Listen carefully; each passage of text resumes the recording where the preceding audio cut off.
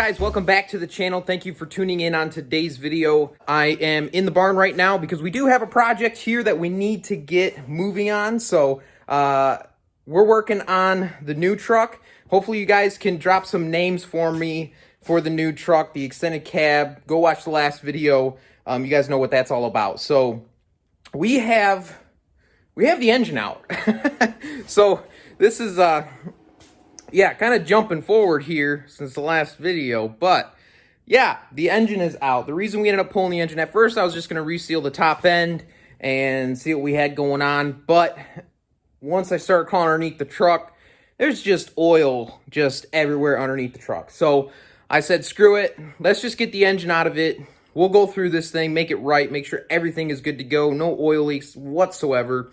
And so we got the engine out, we got it completely tore down, sent the heads off to the machine shop, and I'm going to show you guys some of the stuff that we found, some issues with the engine and the previous owner that did the work on the engine.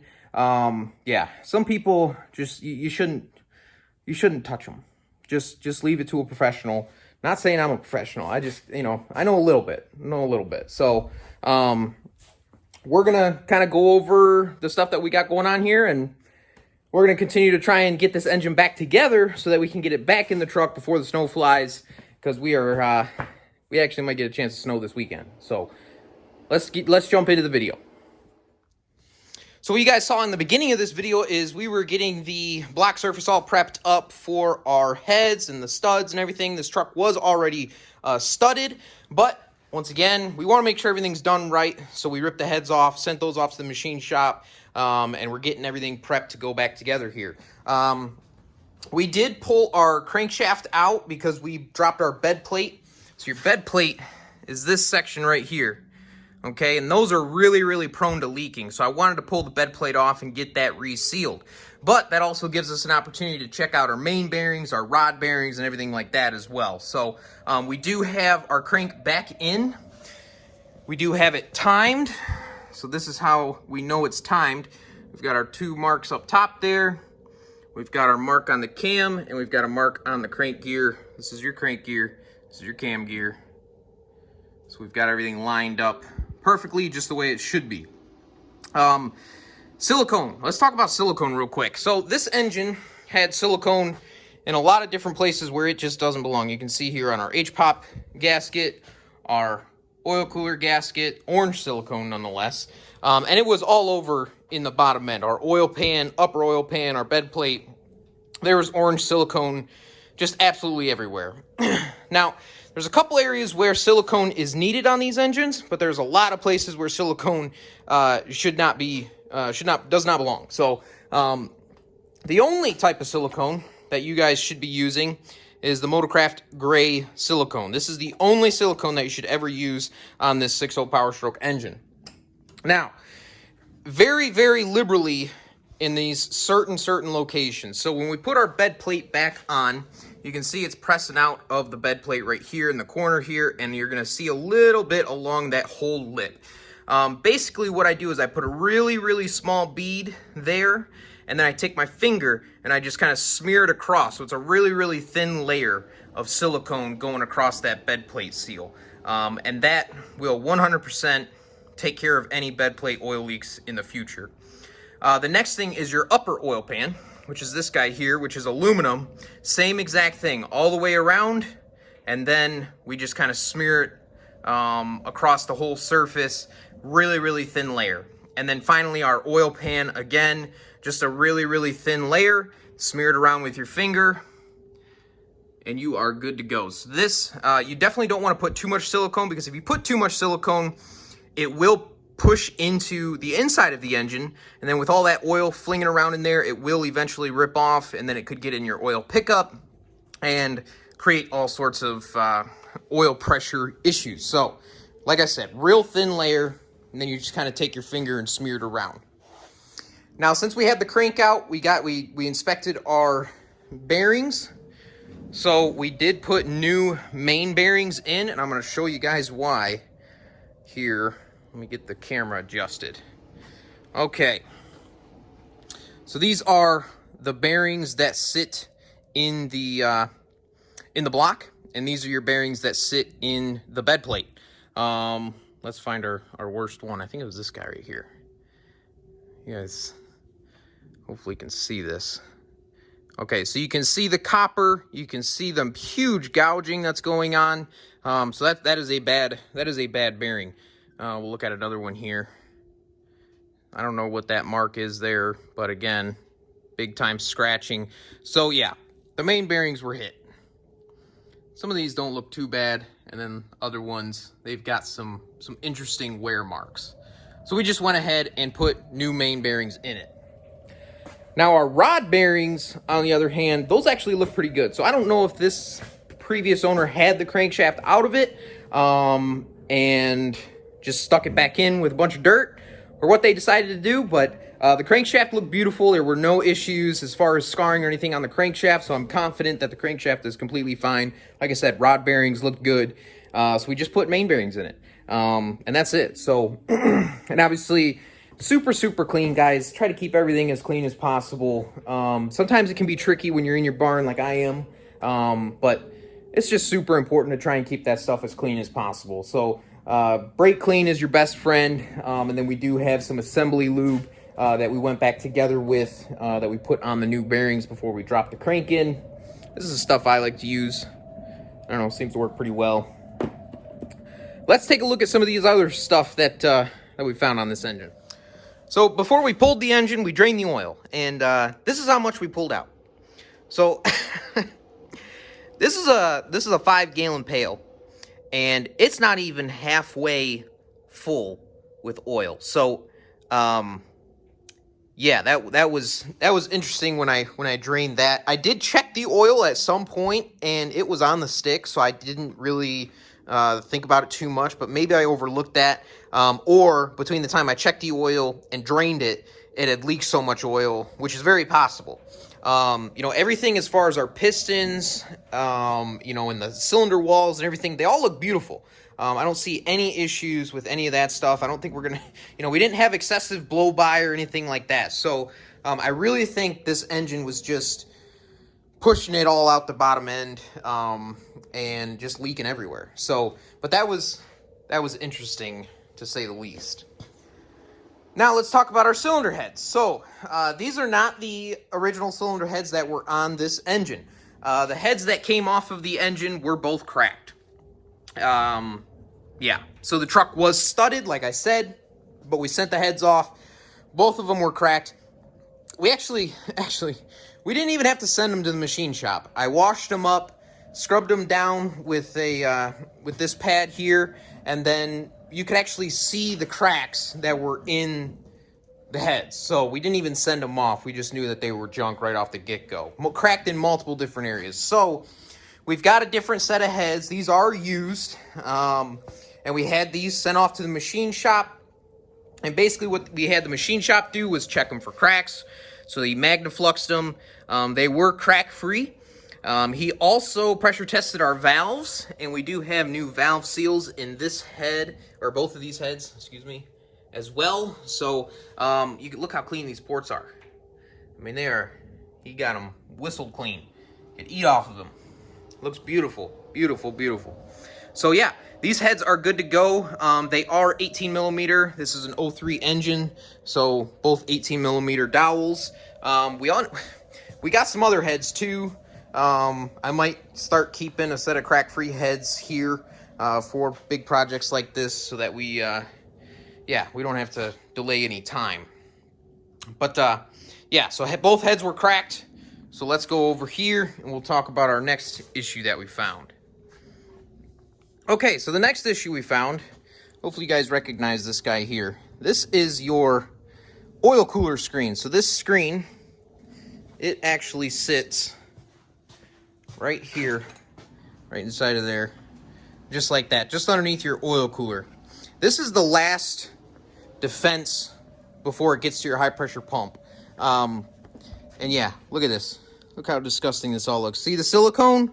That's why you don't use that crap. You can see a little bit of copper. You can see a little blue gasket. I mean, just come on, people. Fortunately, this screen was not compromised, which is Definitely a huge bonus. It makes me feel a little more comfortable about reusing that early H-pop. But yeah, absolutely disgusting. The other thing I wanted to show you guys was this oil filter. I think there was a lack of maintenance on the previous owner's part. You can actually see this thing is actually sucked in a little bit.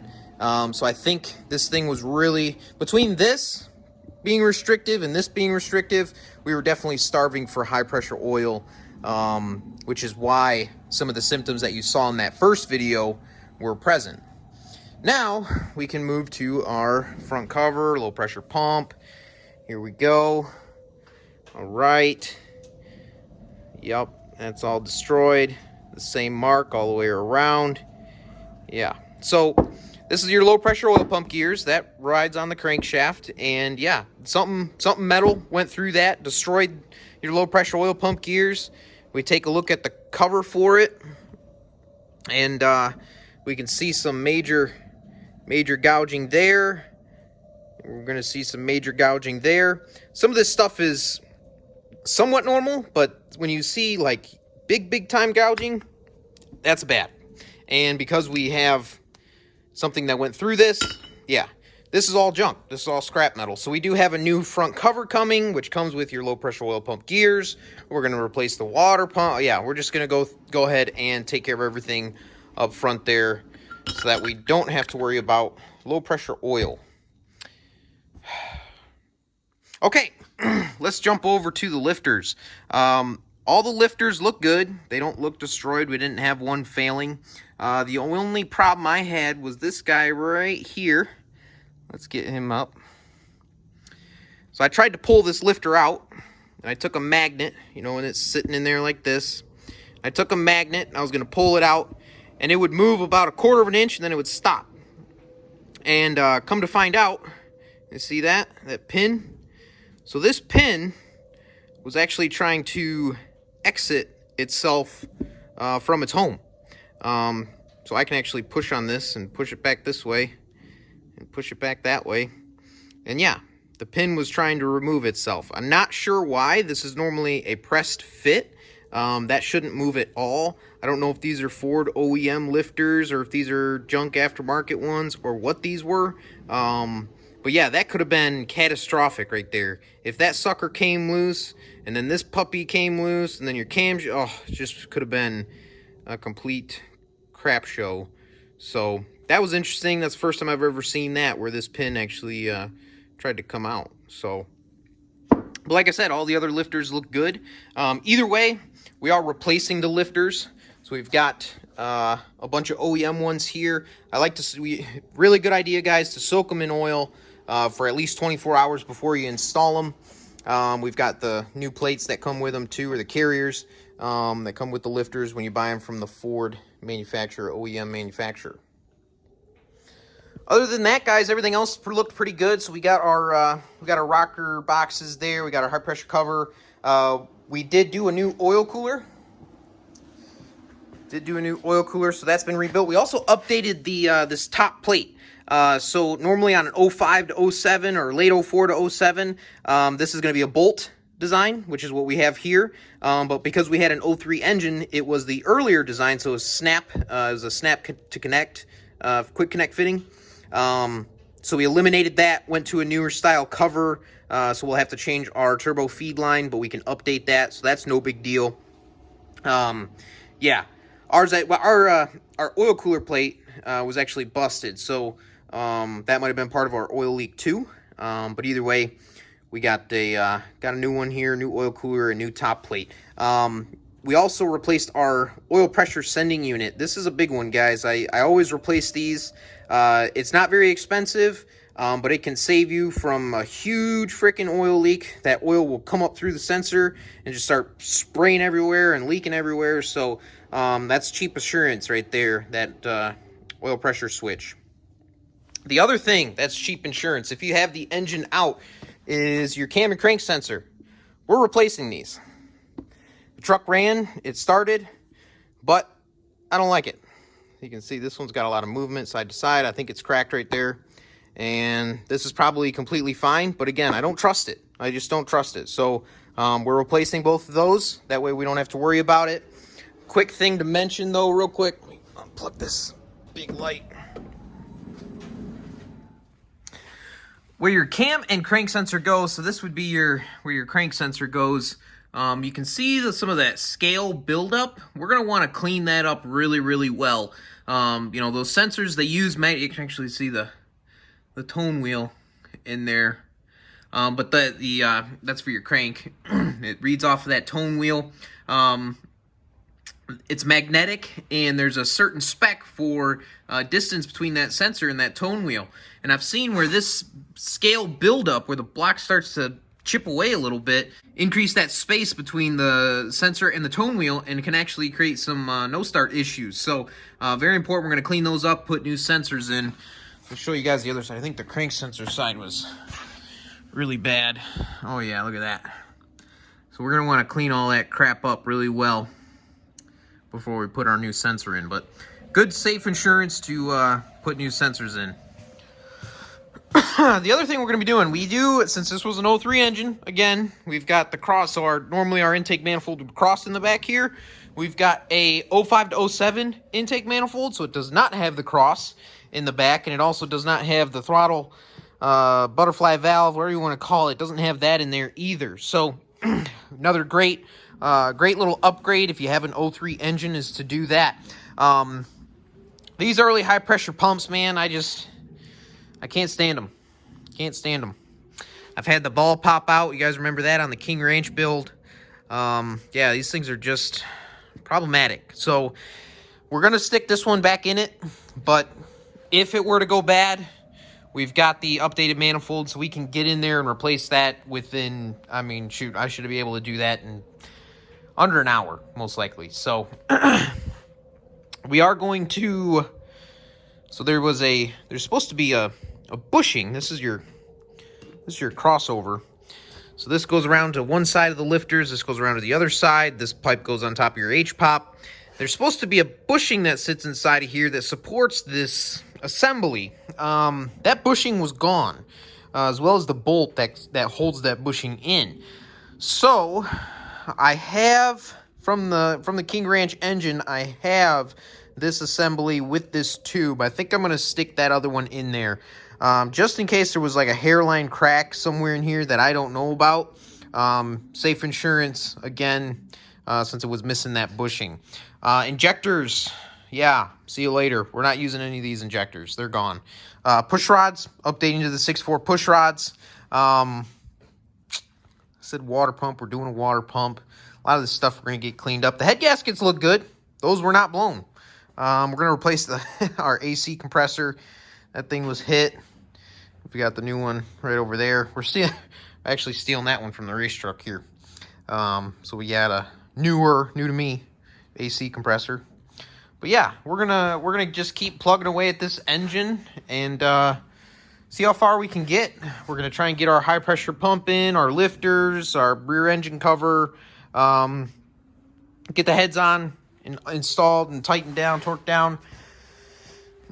The front cover is going to be our next biggest holdup. The front cover for the early model 03 to early 04 is on back order right now. 05 to 07 has a different front cover than the 03 to early 04. I think there's actually possibly three different front covers for the 6.0s. But the one that we need, of course, is on back order, so we won't see that till the end of November.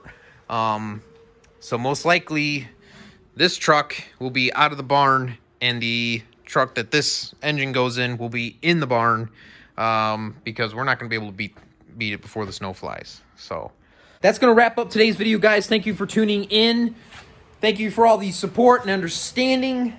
We're going to try and get back at it, get to more videos. It is almost, we're coming into gun season here in Michigan, so I don't do a lot of hunting during gun season, so more videos will be rolling out.